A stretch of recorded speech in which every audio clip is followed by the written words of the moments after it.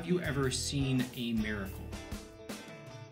So I personally have never witnessed a miracle if we were to define a miracle as the breaking of God's established order for the sake of direct intervention on the part of the divine.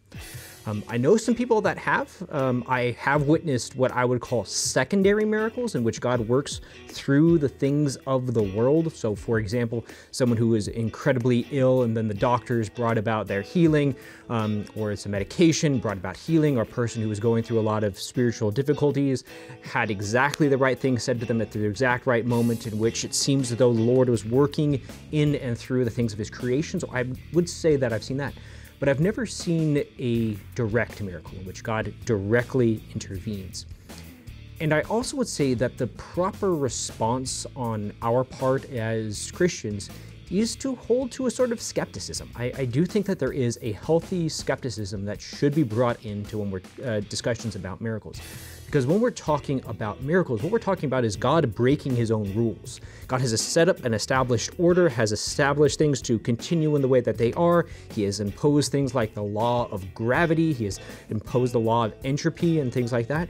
And so for God to directly intervene, I think it's possible, but it should be met with skepticism. And we should make sure that there is no natural explanation before we jump to the idea that it is in fact a miracle, that this is God's direct intervention.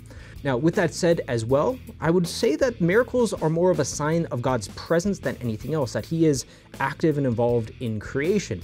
And at times that can be used to show forth what God is doing, to show forth the authenticity of what is happening. And so when Christ was doing things, he would constantly say, well, perhaps you don't believe the words I have spoken, believe the signs that I have done, believe what I have done, believe the miracles. And we see this also even in our day when we talk about the saints. So if a person is being canonized and is not a martyr, we usually wait for 2 miracles to take place. And in order for those miracles to be verified, we have to ensure that there is no actual natural answer, no materialistic answer that would approach this. The idea being that God is showing forth that this person is in heaven, that God is verifying what has happened, that this person is in fact in heaven. So miracles more show that there is truth behind what is happening. God is verifying what is going on. He's giving a sign that things are true.